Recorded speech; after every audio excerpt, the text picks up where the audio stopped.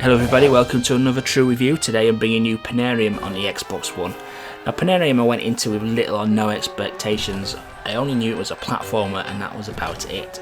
But to be honest with you, this game has truly surprised me. It is really a standout title for an indie developer. Now, what you basically have is you play as Willy, who works on his father's farm. It's a story we've seen all too often, where the protagonist Willy is not happy with life on the farm. He wants to get away from it and see the wider world. And one day a passing circus comes by and Willy's tempted by the ringmaster into a wagon promised to see the world and see the show of his life. In fact, he gets imprisoned and he actually gets forced into performing in a arena called the Penarium. Now the Penarium's a set of single screen challenges where traps will try and kill you. It's kind of like a platform hell game, but it's on the right side of frustration, risk reward. It's on the right side of fun. So a lot of these games I get really annoyed with because they're just so ridiculously unfair. But this, it just gets the balance absolutely spot on. Now in the Penarium is various different obstacles you have to overcome, and various different objectives. I'll start with the objectives. The most common objective is where you have to smash a set number of barrels. Usually every 5 barrels that you collect, the levels, or rather the traps, will morph into something else and provide a different challenge. So that's one set of levels. The other kind of levels you get is you get ones where you have to mix potions for the ringmaster. You basically see 3 different cauldrons, a blue, a green and a red. Each require 5 potions, and potions drop from the sky. You have to collect the potions. You can collect the potions but only one at a time. And you have to deposit the potion in the correct cauldron. You're only allowed to have 3 of any one colour actually hit the floor and smash, and you do lose if that happens. So that's another type of game mode. The other one is a memory game. You know the old Simon Says ones where the colours light up in sequence and the sequence gets gradually longer? Well, you imagine doing that while running around a single screen platform area, dodging spikes, cannonballs, killer bees, electric shocks, rockets, fireworks, you name it, even Chinese dragons. It's absolutely crazy that you're having to do all this pretty tough platforming at times while remembering this flaming chord sequence that it actually gives you. But it is fun. It actually does work. The remaining type of level is a balloon collection level.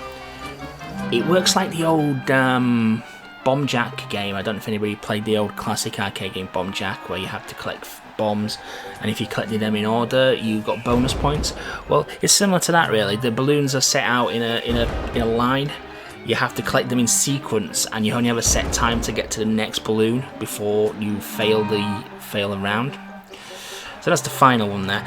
And as I mentioned, the level variety is absolutely humongous. The levels change, the platforms change, the traps change every 5 barrels or every so many balloons or potions or whatever you're having to do for the objective on that level.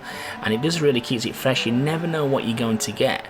Some of the levels are scripted, they got the same thing every time, but some of the best levels are the ones that give you randomly generated traps, and they can throw out some fiendish combinations there for you. And as I said before, it never gets on the side where it's unfair or you lose your rag with it. It's got that really rare commodity in gaming nowadays, that one more go feel to it.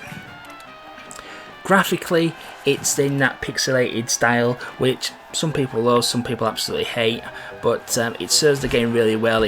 Like I say, when it gets really fast, you just seamlessly string the platforming together, and you do really get a buzz from doing it. And the graphical style really helps with that. I mean, Willy's probably the most unlikely video game hero. He's an overweight character with an overhanging belly, overhanging his pants. He's just so not your typical video game hero. He's reluctantly imprisoned in the Penarium at first, but towards the end of the adventure he's actually relishing it, he's actually enjoying it, and he's getting really good at it, and he's feeling like he's accomplishing something important. Sound wise, the music is fantastic, the narration of the story is done really well, and the voice actors of the ringmaster is done really well. It adds a lot of depth to the game. Now, there is 30 levels in the game, and this is probably the one weak point of the game. There's not an awful lot of content here. There's 30 levels, and they took me about a day to actually complete the main campaign.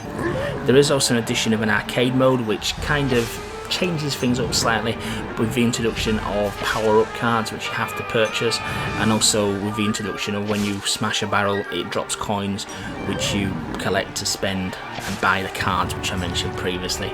To me, the arcade mode doesn't add an awful lot to the game, but it adds a kind of score attack with leaderboards, so if you are into that kind of thing, it does offer a bit more variety there. There is also a multiplayer mode as well, which I've not been able to experience, but based on the other content of the game, I would be very surprised if that wasn't a good mode either, but I've not experienced that, unfortunately, because I only have the one Xbox controller. So achievement wise, you've got ones for clearing the campaign modes, and then you have some challenging ones on the arcade section in the game, where you have to collect 150 barrels in one life. Now, at the time of doing the review, I've not managed to get to that. I've got to about 120 barrels, and that's probably the most challenging achievement in the game. There is a really unnecessary grinding one out there. You gotta die 1,000 times. Me personally, I hate that kind of achievement because it's not an achievement. You don't want to die in games, so why give an achievement for dying 1,000 times? It's just a silly achievement, really, and does let the achievement list down. Other ones are for amassing so much money in your wallet at one time, and for buying all the cards, and that's pretty much all of the achievements in a nutshell, really. So overall, like I say, I was really surprised by Penarium. I really do love this game, and this has definitely gone into my top 2 digital releases this year on the Xbox One. It is that good. So I'm going to give Penarium a absolutely amazing 9 out of 10. I would definitely recommend anybody to buy this game. It's truly amazing. It's brilliant. Just buy the damn thing. You'll love it. So I hope you enjoyed that review, guys. Please remember to like, comment and subscribe, and do follow me on my various social media pages. It does really help me build the channel and get these games to you as quickly as possible. So thanks for watching, and thanks for your continued support.